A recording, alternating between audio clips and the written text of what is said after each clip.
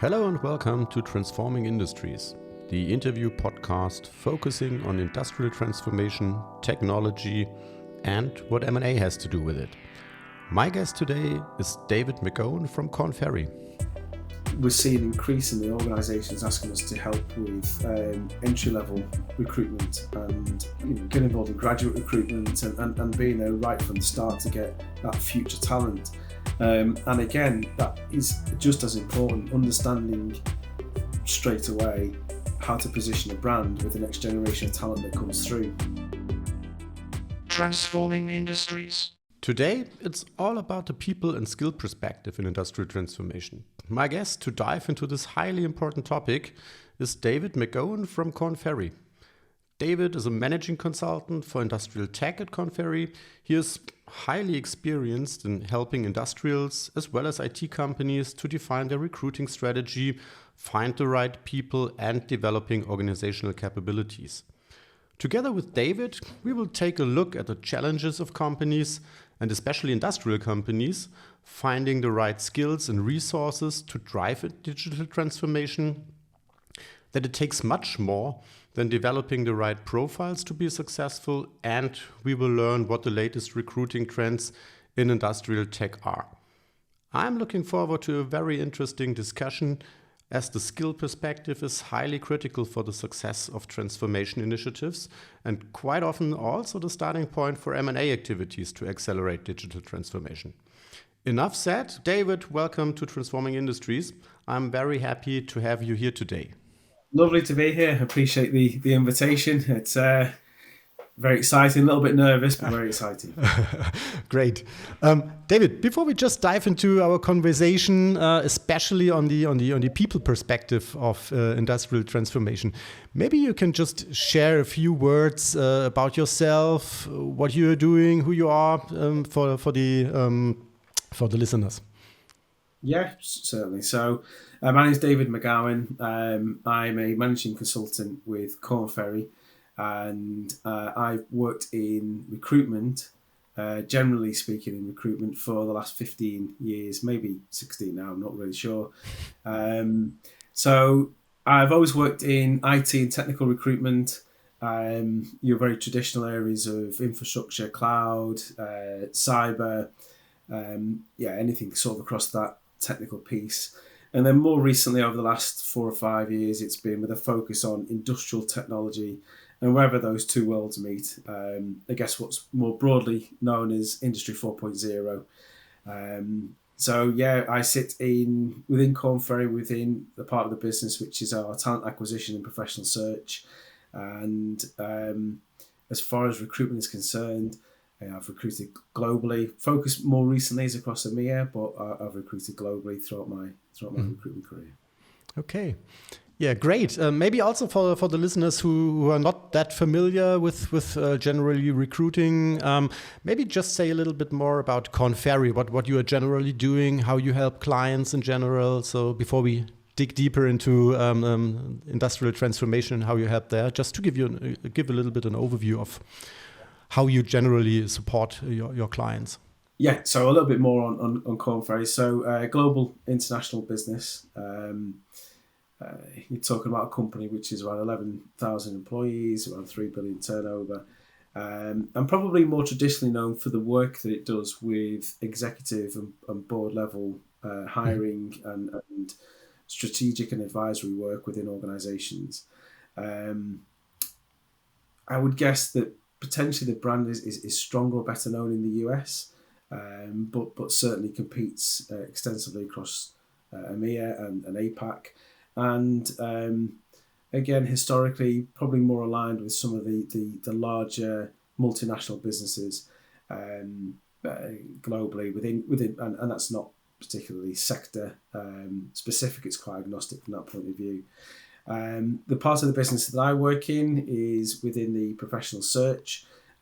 So what that basically does is it uses all of the principles of executive search, but applies them to more technical, niche or project-focused recruitment. And that's the reason why I came into Korn Ferry is my experience across that specific area. But yeah, more generally speaking, Korn Ferry can assist businesses with the likes of organisational strategy. They look at things like leadership and professional development.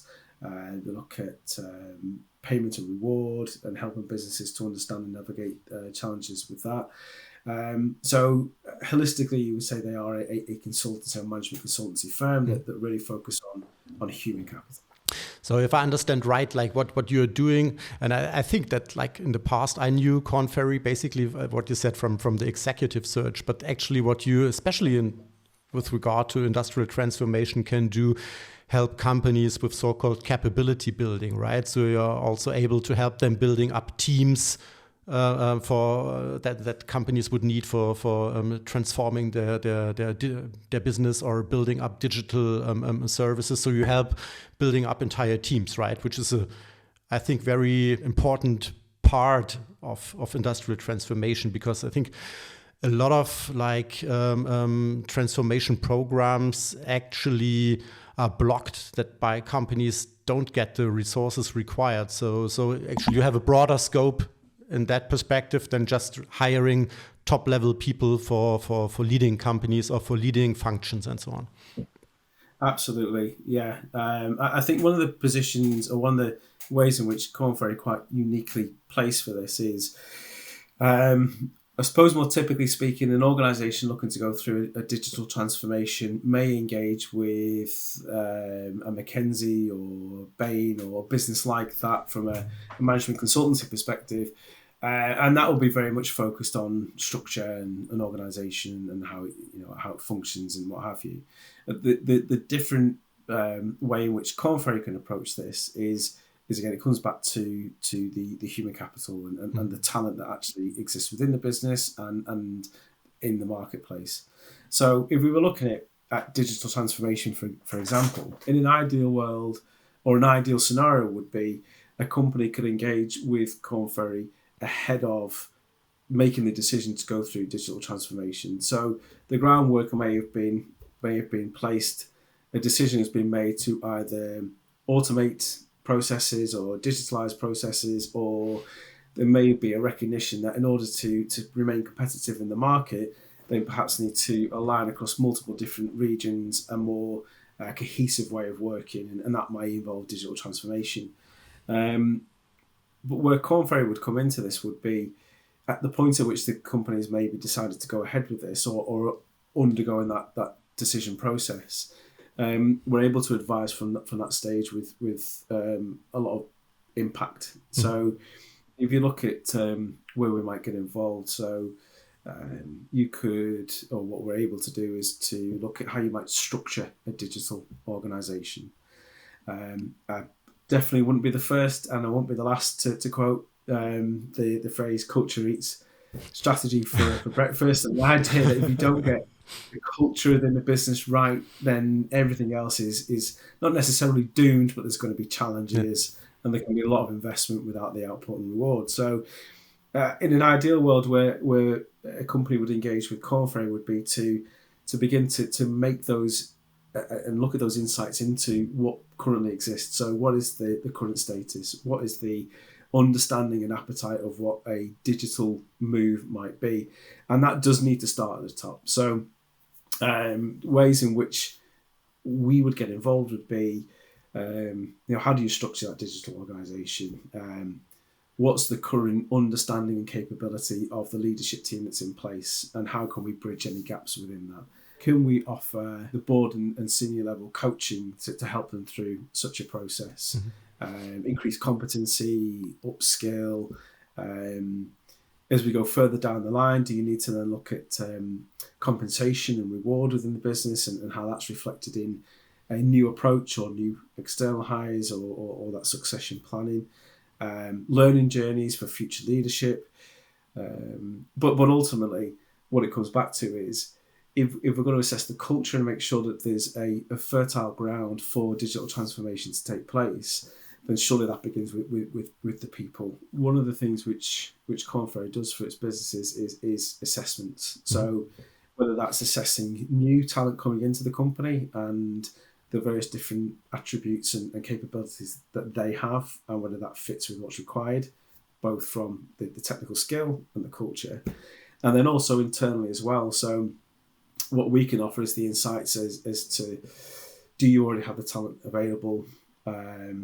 What's the appetite of the people within the business to embrace a digital transformation or cultural change or change management? And if off the back of that you can recognise that there's some gaps and challenges, then you can go through those stages of beginning to help with coaching and advisory. And then the next stage naturally would be, well, let's look at where the talent gaps are and how we structure something to go to market to find that talent. And then what you have is then a very methodical approach, which goes from the top of the business all the way through to execution of actually talent attraction, onboarding, and assimilating that into the business as well. Okay, and actually, how is the split of your clients like?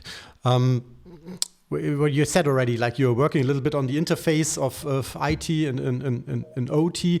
So is it more like companies coming from the industrial or automation side, or like from the IT tech side? So how's the mix of your clients actually? So for me personally, I'm in quite a unique position whereby I've worked in the traditional IT tech world and the industrial technology world. Yeah. So I am able to and have worked with and do work with clients that fall across both of those. So more recently, as I mentioned, it's been much more on that industrial technology side. And that could be anything from, your large super major companies who are in product solution consultancy, whatever it might be, around the industrial technology world. It might be in your pure manufacturing businesses, chemical, agriculture, automotive, for example, or it might be in those hardware solution providers who are building the components which will ultimately be a part of a end solution within industrial technology.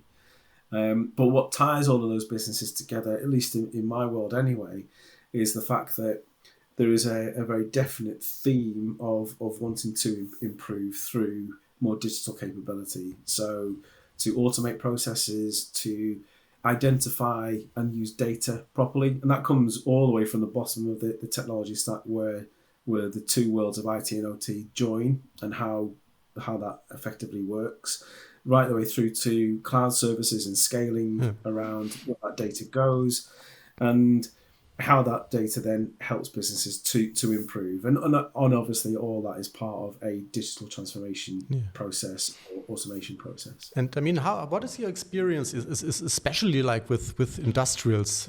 I mean, I would assume there is even a difference between large corporates and mid-sized companies, but for manufacturing or industrial companies, I mean, I think also a huge shift in the recruiting strategy, right? Because the kind of skills and workforce they recruited in the past is quite different from transforming your business towards digital. So I think you have new skills that you need. You have new channels that you need to address.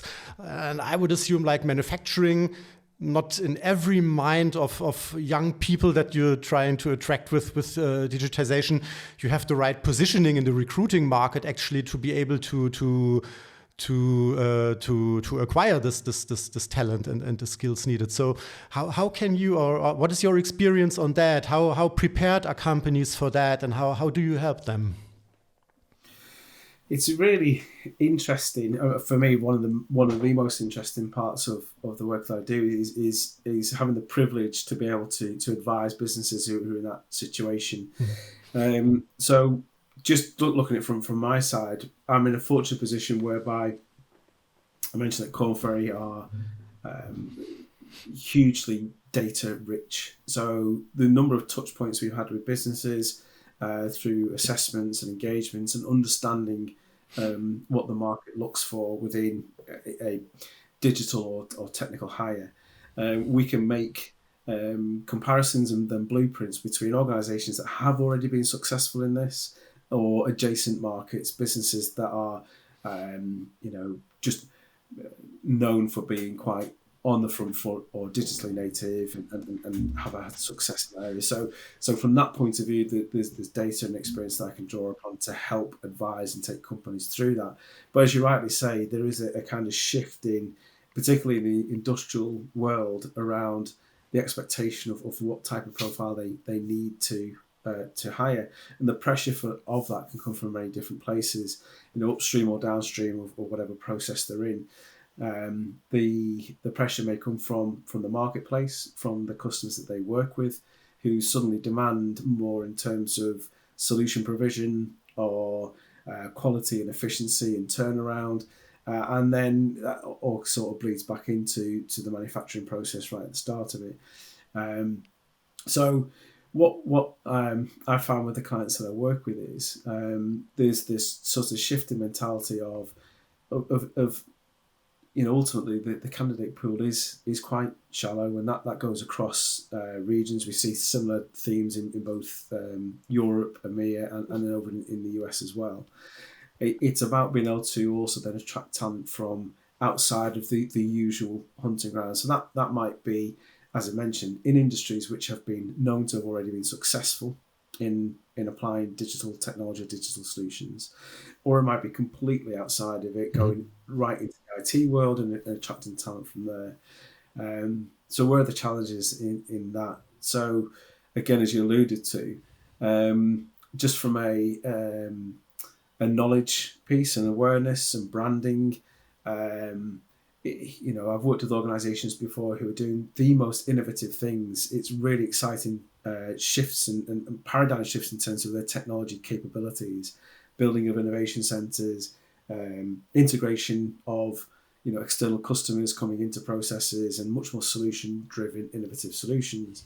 But the story to the market is it just isn't landing. So a big part of what we do and what I've enjoyed doing with businesses is helping them to improve that brand awareness and that EVP. And so how do we do that? Well, that's very much about positioning yourself as the company's advocate, really getting deep into the business to understand, where are they looking to go from a technology point of view? What is the strategy? What are they looking towards in the future? What are they building now to get there? Who are the people that somebody coming into the business will be working with? What's their background and history? Why are they excited about the business they work for? And it's about building much more than just a job description about the skills on paper that are needed, but an overall awareness of what the business is and what they do and why somebody might want to go and work with them. And only once we've got that full picture can we really do justice to the external hiring piece. As I mentioned, we go to market to be the advocate. We take the brand. When we speak to candidates, we should be in a position whereby we can give them the full picture. What was the journey to look to hire for this type of role? What's the expected journey beyond now? Where will it impact? What team will it be a part of? And where do they fit within the business? Because, again, as you say, particularly within industrial technology, organisations don't always do themselves the biggest favour in terms of just broadcasting and making public the incredible work that they're involved in. And then, I suppose, taking it a step further back, we're seeing increasingly organisations asking us to help with entry-level recruitment and get involved in graduate recruitment and being there right from the start to get that future talent. And again, that is just as important, understanding straight away how to position a brand with the next generation of talent that comes through. There will always be a challenge between the companies which are always cited. If you've got a Meta or Facebook or Apple or Microsoft or Netflix or Spotify, whatever it might be, these huge and recognised brands. Anybody going through a IT or industrial technology degree right now might be looking towards those businesses. Whereas, and I'm sure you've seen it before at Hanover Messe, where I was just recently as well, when you see some of the things in real life that these organisations are involved in, I think that's where more work can be done. Get into more graduate fairs, maybe get into later education prior to university as well, and be a part of those communities, and take the technology to the next round of talent and make them aware of the incredible things that are happening. But these are all things that we look to get involved in and we're able to help with. Just to jump into that point, also what you said with Hanover Fair. I mean, if you're at this kind of exhibitions, you have a very different picture, right, from manufacturing than in many cases when you go back to traditional mid-size manufacturing companies and how the reality looks like. How important is, I mean, like if you think about industrial transformation, digitization of manufacturing, the focus mainly in the public discussion about actually cost efficiency, generally process efficiency, on the other side, revenue enhancement with new services. But isn't also important to get talent, young people, to demonstrate as a company that you are working with new technologies, right? I mean, today you need totally different skills in manufacturing than you did like 10, 15 years back. And to show like that you work, for example, with augmented reality, connected worker, and these kind of topics, I think that is also attracting the talents you need in manufacturing, right? So is there an additional topic about digital transformation rather than revenues and costs to ensure that you have the talent base for the future that you need to make the job interesting for people? So yes, absolutely. I believe there is a job there that can be done to better broadcast exactly what is happening in that world. And I think if we look at AI and Gen AI and how that's becoming across all technology areas, that's having an impact, but it's definitely found a home within the world of manufacturing and industrial technology. I think that's a powerful thing because it is very visual. From an impact point of view, whether that's a co-pilot whereby you're able to verbally give commands, which are then translated into actionable functions, and that is a huge piece in terms of automation and how that will change and enhance the role of programmers, and that is something which should be talked about. But then also if we look at the metaverse, if we look at digital twin technology, if we look at this capability of being able to simulate an environment through digital technology, that's definitely something which I think could be used and should be used to look at that next round of talent, and to also really, again, broadcast all of the exciting things that are happening within the industrial world. But then there's other areas as well. I mean, it's interesting to see robots, seemingly, completely autonomously go about tasks and functions and learning through AI and machine learning as they go. For me personally, being at those types of events, it's always an eye opener. You come back really energized about the industry that I work alongside, and I think it could definitely have the same effect on the next generation of engineers, and attracting them into the market. So manufacturing is becoming sexy somehow. I think I think there's a lot that could be said and that could be done to really promote that as well. Certainly. Actually, from your experience, it's like, did companies, when they approach you, right, to help them building up teams, capabilities, do you have the feeling most of them have tried before themselves and maybe found out, it's taking too long, we didn't get the right resources? Or what is your experience? How prepared are the companies coming to you actually when they approach you for or ask for support? It's a mix of organizations who'll be right at the start of that journey and recognize that there are a lot of unknowns about how they should go about doing this. They've got a definite vision of where they want to be, or they've got a great awareness of what's coming over the horizon and what they're going to need to do to change and adapt to be competitive within the market that they sit within. So with some organisations, as I mentioned, they might be right at the start of that, and then we might get involved from that sort of advisory piece and helping them to understand what they're going to need to do in order to build up this capability. But as you say, a number of organisations will come to us and they've already tried and been challenged or struggled or even failed in terms of finding these appointments. And it comes back again to that idea of that there's so many unknown unknowns when you go into recruitment. At a very basic level, where we should really be able to help organisations is with our broad view. We see across multiple industries, we see across the competitive landscape. We're probably talking to organisations that are in the same space as them and going through the same challenges. So we build up a broader picture of what the market looks like. And we can distill all that into a plan of action to actually go to market and find talent.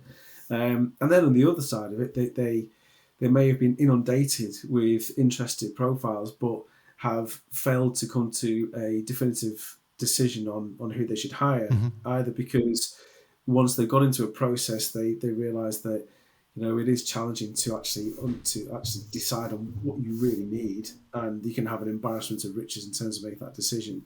So the other area which we can help is really narrowing that down and pinpointing it, making the search easier for them, and then when we get to the point where we present them with a shortlist of candidates, they've seen the whole process.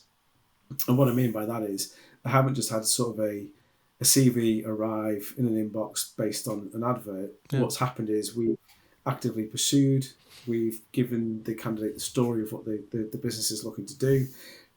We've assessed the candidate against the requirements of the business. We've presented that back to our client in the form of a report.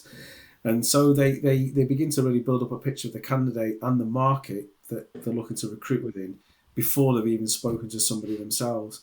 So at the point at which they do speak with somebody, they've got this much better idea of who's in front of them.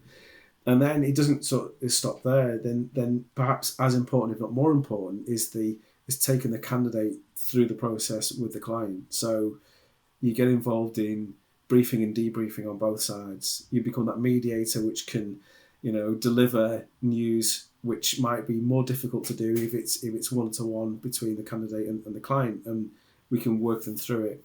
Yes, so I hope that answers the question, but yeah. So often more often than not, I would say it's organisations who have maybe tried and failed and are now looking for a more comprehensive and more cohesive kind of approach to find that talent.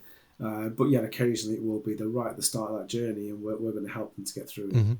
And actually, I touched that briefly in the beginning. I recently read an article. One of the key reasons actually why digital transformation, especially in an industrial context, fail is because things take too long. Right, so these projects are eroding or phasing out because the right skills or the right people capabilities are not there. Time is also a critical aspect, right? It's the same with developing new solutions, bringing them to market, but time is also critical to have the people on board in order to be able to do projects.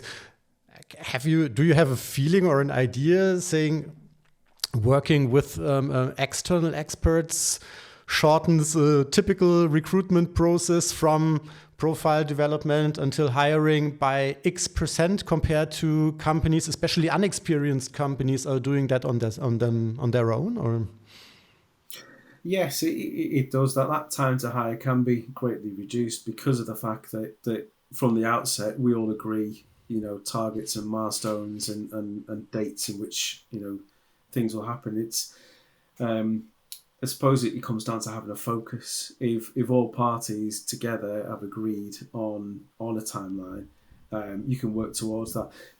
There will always be the challenge with notice periods and what have you in terms of actually getting the person onboarded. But at least if you can alleviate the stress of the point of view of identifying the people, getting them through a process, finding the person that you actually want and getting them through an offer stage and securing the talent, then having that focus and that collaboration certainly greatly reduces that time to hire. And as you say, that time can kill projects. Yeah. But again, just coming back to the idea of this more holistic approach that Korn Ferry often takes is, in an ideal world, before you've even decided on the profiles you're going to go to hire, you've started to lay the groundwork internally to ensure that hire can have the biggest impact possible, even if there is an extended notice period or whatever it might be. But the groundwork has begun, understanding the cultural challenges, upskilling people internally that might need that upskilling. But no, it certainly answers your question. The time to hire is greatly reduced with that partnership. That is a good point also, I would like to address. I mean, how is actually currently what the approach of companies? I think you can't only focus on hiring new people, right? So you still have your existing workforce. How mature are companies in actually transforming the existing workforce towards the skills and tasks needed in the future, like when you think about transforming industrial processes? So how is the balance in between those? Are companies more focusing on, say, we need to have new skills in AI and whatever, or do they also have a focus on how can we bring our existing workforce towards the skills needed? Very good question, and it's not really until you sort of get a look behind the curtain that you really understand where a business is up to, and that's why that phase of consultation and advisory can be really important, because you help a business to get a much clearer view of where they currently are. There'll be some organisations who are already very self-aware and have spent years kind of building that sort of cultural approach and maybe have the time, investment and resources to make that happen. But for many organisations, that is a challenge. You don't always have any of those things, time, resource, money to do it. So being able to actually help a business by doing those internal assessments and identifying where the gaps are, but also being able to assess people, that can bring out all sorts of surprises. That maybe people with underlying skills have never properly been tapped into. You may have the solution that's already there, or you may at least have the people who are going to be more receptive to training in those areas, and you can quickly identify those and bring them through. I saw an article in Forbes actually yesterday about this, which is something I hadn't considered before, and something else that might come off the back of applying AI within businesses, where you can automate more mundane tasks and free up skills and free up people's time. Then there's potentially an opportunity there to retrain. Take cyber as an example. Year on year, all through my career in recruitment, we always hear there's a cyber shortage, there's gaps. In cyber OT, that's probably magnified even further. But if you have the opportunity to upskill and retrain internally, there are obviously advantages to that. Advantages are things like the person probably already understands the business, they're already assimilated with the culture, they're already a part of what you're doing. So that's a major bridge that's gapped. But also you're investing in people, which breeds loyalty and longevity of service as well. So you retain that talent and you take them through the business. If it is the case that you're not going to identify that talent internally, then obviously then you look to go externally, and that's where we can also assist as well. But I think there is a big part to play in terms of looking internally and understanding the capability as much as anything else before purely looking at external options as well. Mm-hmm. Okay, so I think one interesting point to look at the market actually from a different perspective is what are the key skills if companies approach you that they are currently looking for, and what does it tell us about the key topics in industrial transformation that companies are trying to address at the moment? So I think the very obvious ones, and we'll definitely see more and more of this over the next year, 18 months, and then from there onwards, is the impact that the adoption of more of AI and Gen AI and what that's going to mean, and there will definitely be many organisations that are going to need to bolster the projects and software development teams to keep up with that. So I think that's one of the very obvious ones that we'll see. A couple of other things that we're seeing at the moment, so many organisations are looking to be more innovative around how they take propositions and products to market. So what we're seeing is much more crossover in skills of adjacent markets for that type of capability. And that comes back to digital again, where organisations, for example, within energy or utility industry are looking to engage with their customers in a different way and offer multiple services in one go from a proposition point of view. We're seeing there's an outcry for people who are capable in those areas of building a proposition, building a new product and proposition and taking that to market, whether that be B2B or B2C. And that means being able to kind of link together all aspects of an organisation, from the services being provided to the digital front-end capability of engagement with the market. Sort of seeing that. But as I say, with that point, bringing talent from alternative markets where that has been very successful, the likes of telecommunications, where you'll see organisations like bringing multiple services together under one roof. So we're seeing a lot of crossover in that. And I think another area is probably around things like sales effectiveness, as we would term it. Okay. So understanding what a market needs and how to kind of position that, and especially so in the industrial world, where so many more businesses are moving from purely product to solution-focused delivery. It's understanding what the external customer requires and how to deliver that, and how to build a sales process around that as well. So, and with that again mean looking at different or non-traditional skill sets to that marketplace in order to enhance those types of teams.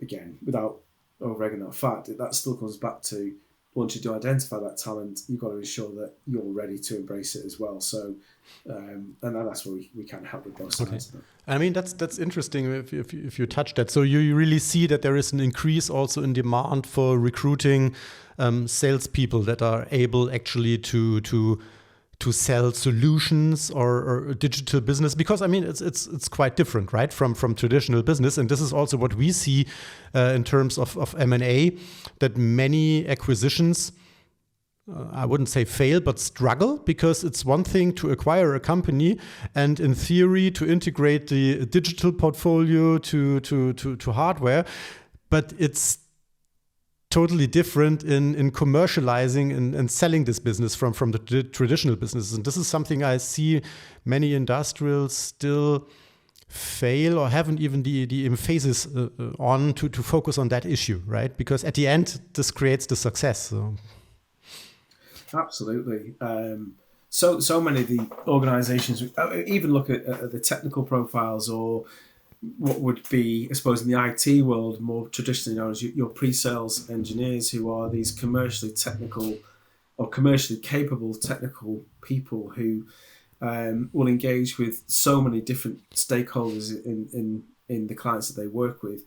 And where that real skill is, around that complex solution sale, is not just understanding the technology and taking that to market, but understanding its impact and ROI on the end customer, and again, that whole commercial piece.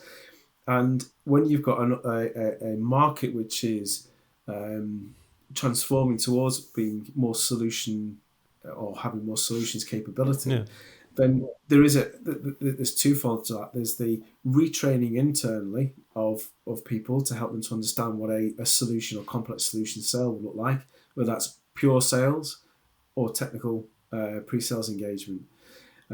With that, you'll get some churn, because there'll be people who just don't sort of settle into that or reject that. I don't want to be a part of that type of way of working.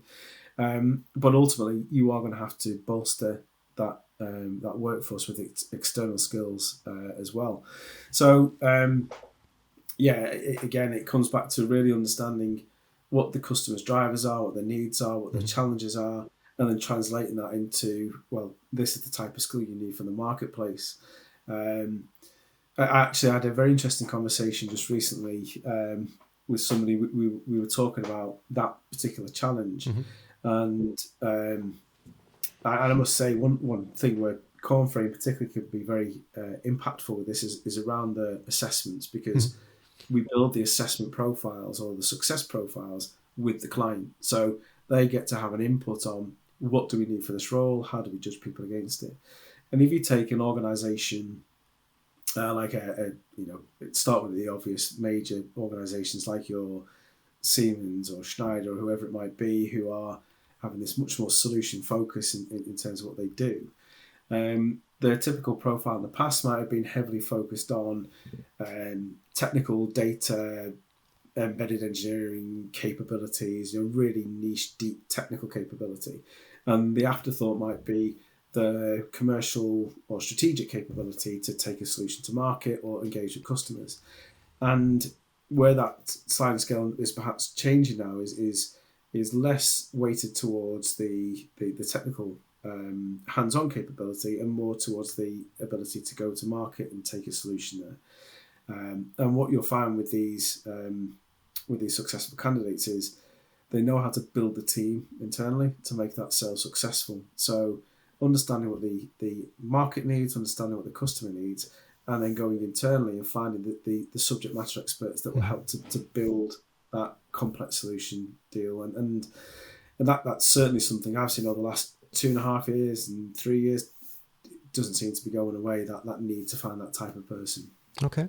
And actually from your perspective or the clients that are approaching you, how would you rate it, saying companies are looking for people that help them developing new business, right, in terms of transformation?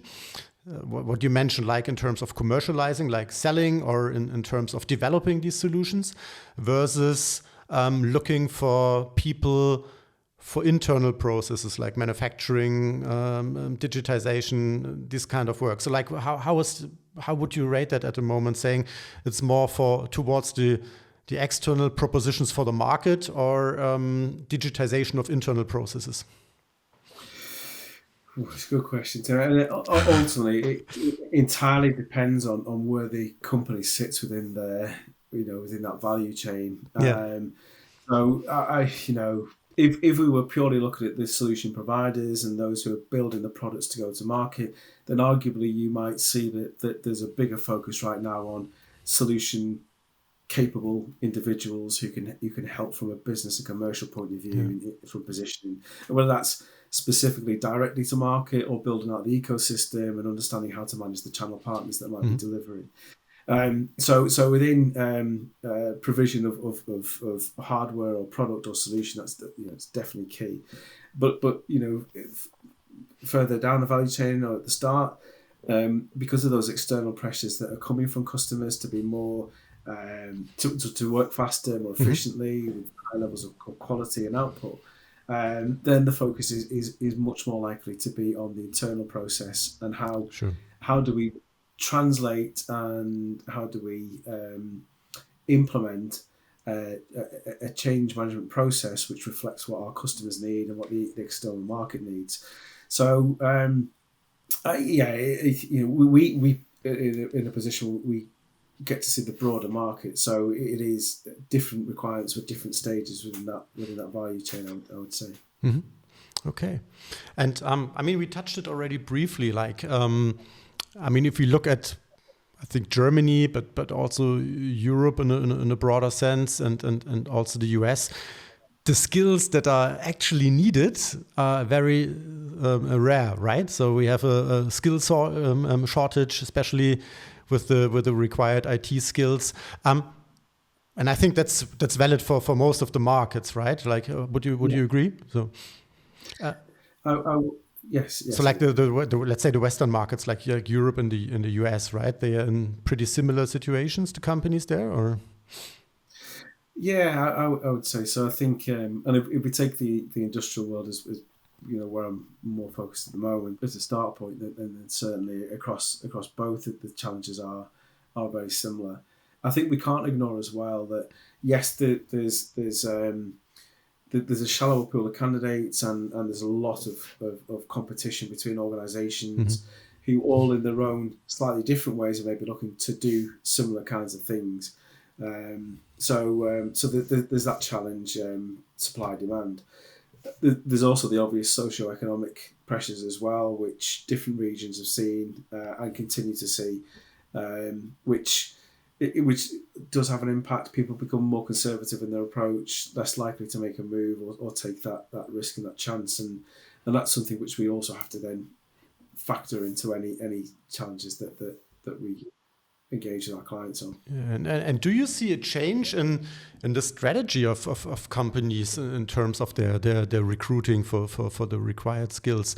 Let's say like regional focus. Let's say it's like companies willing to get people from abroad, or even not only working from home, but also from having more globalized teams, that companies getting along with that, saying, okay, people don't even have to sit in the same country in terms to work together.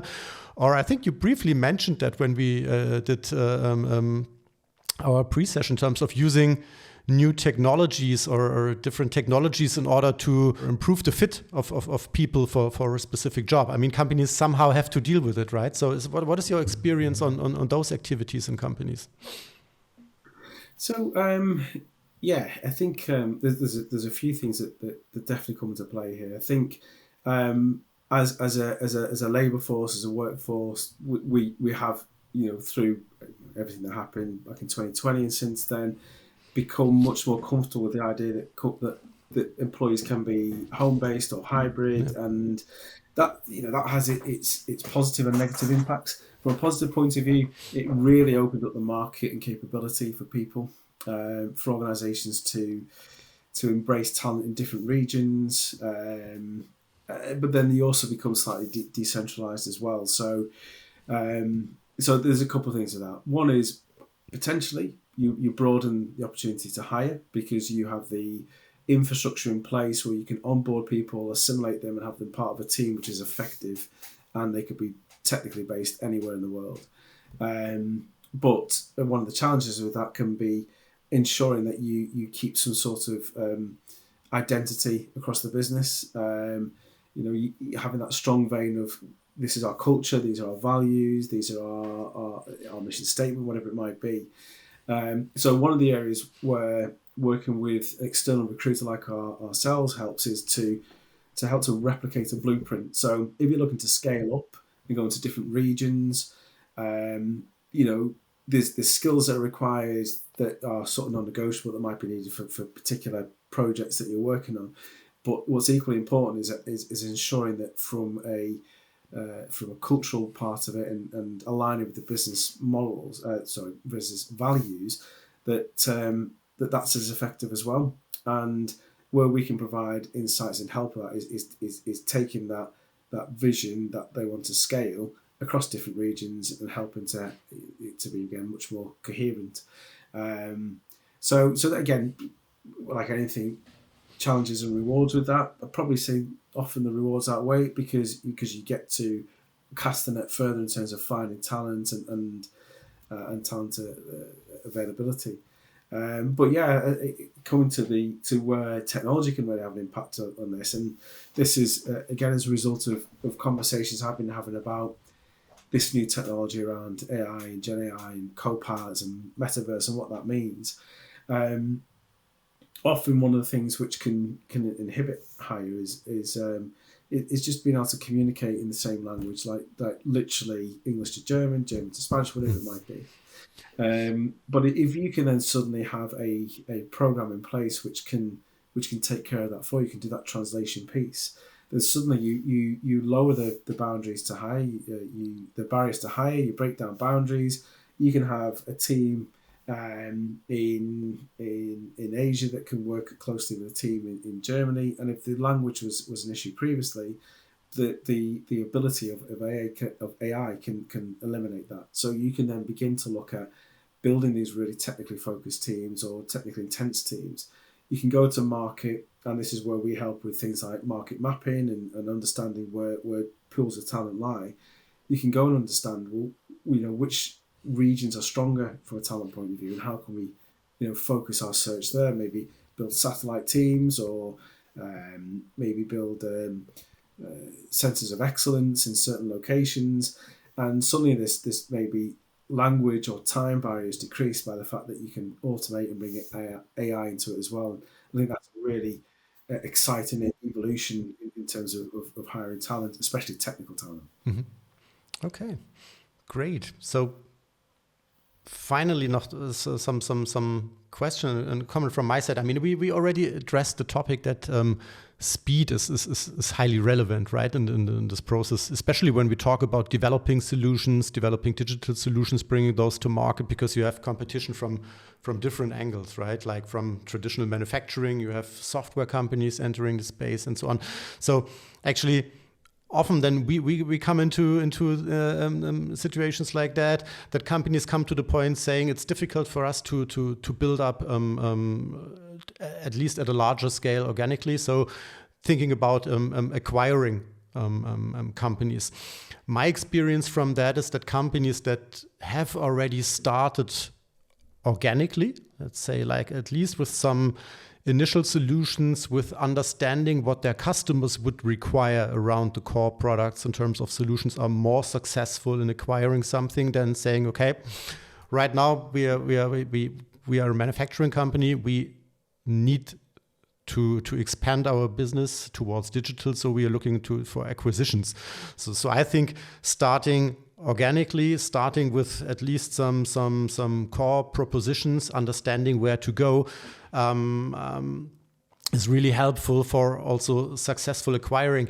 Is that something that you see, without naming any clients, that you see like a pattern that companies working with you and building up teams or capabilities in a second step also looking to acquire businesses? Or so this is interesting, because I get to see this from both sides, both from candidates who have been in organisations that have either been successful or failed in those approaches and the reasons why they have, and organisations that are either looking to hire talent who have been through an M&A process and perhaps know how to identify organisations that can bolster their capabilities, or with clients who have recently acquired and are now looking to assimilate that workforce.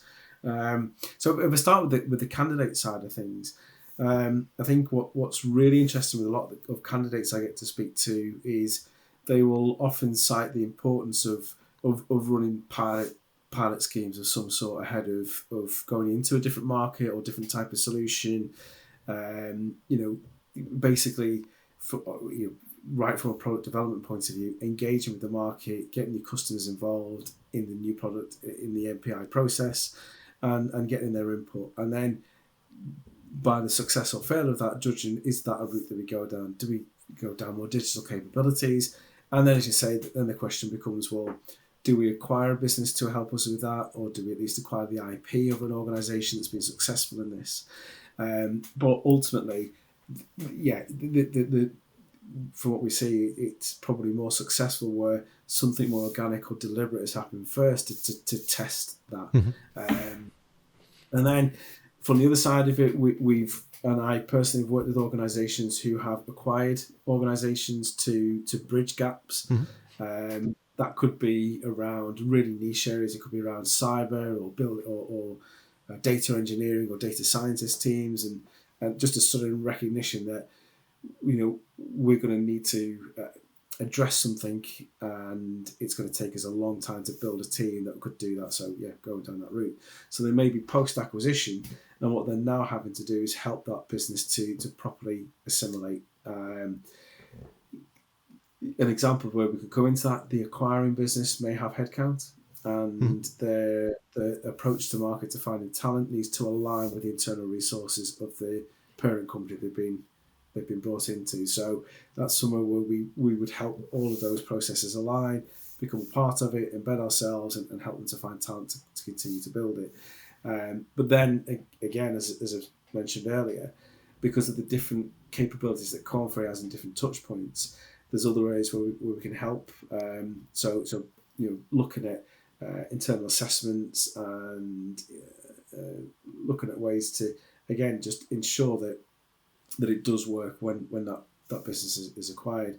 But I tend to agree with your observation at the start. I think that where it's more successful is where there's been some sort of organic process where a need is identified, maybe a pilot is run, engage with the market to understand if they did go ahead with something like that, what sort of success would it bring and how does that outweigh the challenges.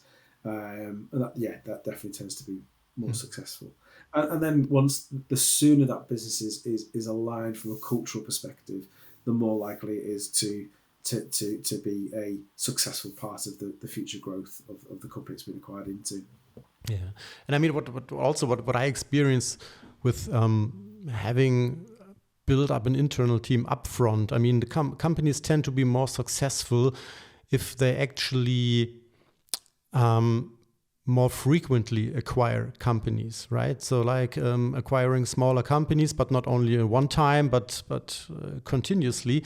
And I think therefore you need internally someone, if you have this buy and build approach, in order to orchestrate all that, right? Like companies have different solutions, different technologies. So I think if you follow that approach, you need to have upfront an internal team that is able to structure that acquisition process. And that can't be the team that maybe has done acquisitions in the past, because acquisitions at that time have been quite different, right? Like if I look at manufacturing, in the past, acquisitions have been then more cost-driven, direct competitors, in terms of scaling businesses. And right now, you need to have different skills to understand what to acquire. And I think at least also therefore, you have to build internal capabilities upfront. Definitely.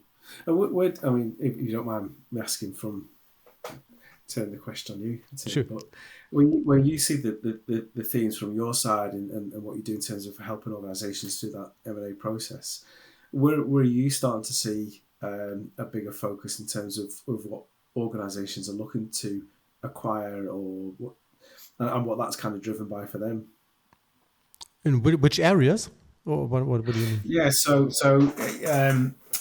as you're asking me, organically it maybe works better, and organisations may focus on, well, we need to acquire a lot of talent or IP in a particular area. When organisations are coming to you, what are they typically targeting for that? Where's the gap, and why do they look to go to acquisition? Mm-hmm. Well, actually, I think it like you said, it depends. I think that's always the best answer, right? It depends. But I mean, if you look like as well from our side, but as well if you look at the broader market, I mean, one of the things is really at AI. So you have seen in the beginning of the year a lot of acquisitions of smaller startup companies, younger companies in the AI area, especially from industrial side. I think this is also driven by the fact that at the moment it's quite challenging for startups to fund their business and to find financial investors. So I generally experience a more openness to be acquired from industrials. There is always a need in terms of system integration, IT services. In terms of what you also addressed a couple of minutes back, if you think about solutions, you need to have a different approach, right? So you have to think in solutions. Solutions means also in a broader context system integration. So I think these are two areas. Industrial software is always a topic for manufacturing companies in terms of MES, for example. So these are some examples that I see or that we are also approached. Yeah. Okay. So David, was a great hour spent on a great discussion.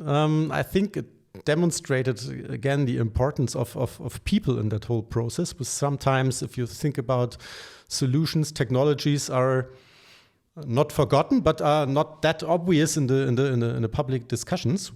So it's more the technical skills, I think, in front. But I think it's a very important perspective and topic to address when companies want to be successful in terms of industrial transformation, in terms of developing new solutions. Really, the people perspective. So, Thanks a lot for your time. Thank you for the valuable discussion. And I hope to have you soon back in the podcast. It's an absolute pleasure. And I'd love to come back at some point. Thank you. Okay, so have a good time. Bye-bye. Bye-bye. Transforming industries. So that was episode number 2. If you enjoyed listening, please leave us a 5-star rating on your favorite podcast platform and make sure you tune in again in 2 weeks for a new episode. All the best and goodbye.